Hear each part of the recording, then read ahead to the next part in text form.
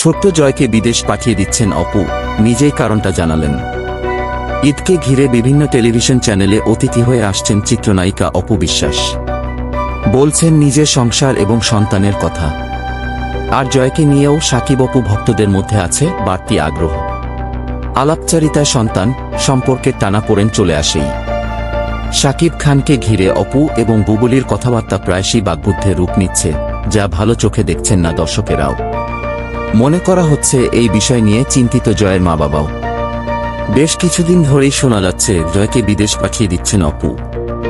সেই বিষয়েই এবার খোলাসা করলেন অভিনেত্রী।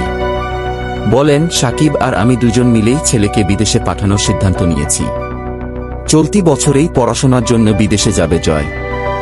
অপু বিশ্বাস জয়কে ঘিরে তার ব্যক্তিগত জীবনের উত্থান পতনের কথা প্রসঙ্গে বলেন, যখন আমি জয়কে নিয়ে প্রথম টিভিতে আসি, তখন শুধুই একজন মায়ের জায়গা থেকে এসেছিলাম।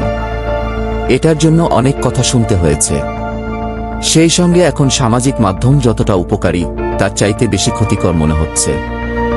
মানুষ অনেক কথাই বলবে, সেগুলোকে পাত্তা দিলে নিজেদের ক্ষতি।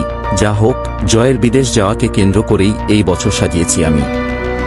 এত ছোট বয়সে দেশের বাইরে যাওয়া নিয়ে প্রথমে মন খারাপ করেছিল সাকিবের পরিবার, কিন্তু পরে তাদের রাজি করাতে পেরেছি। অপু বলেন, এখানে নোংরা জিনিস দ্রুত ছড়িয়ে পড়ছে, যা ওর জীবনে প্রভাব ফেলতে পারে, যার কারণে বাচ্চারা মানসিকভাবে হালকা হয়ে যায়। তাই আমার কাছে মনে হয়েছে খুব তাড়াতাড়ি জয়ের দেশের বাইরে যাওয়া উচিত। যখন চিন্তা করেছি জয়কে বিদেশে পাঠাব, তখন খুব বেশি খারাপ লাগেনি, কিন্তু যতদিন যাচ্ছে ততই খারাপ লাগছে। তবে খারাপ লাগলেও কিছু করার নেই। সন্তানের ভবিষ্যৎ গড়ার দায়িত্ব তো বাবা মায়েরই। ছেলে বিদেশ গেলেও আমি কাজ নিয়ে থাকব।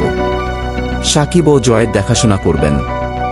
বিদেশে জয় একা থাকবে না, আমাদের পরিবারের সদস্যরা মিলেমিশেই থাকা হবে।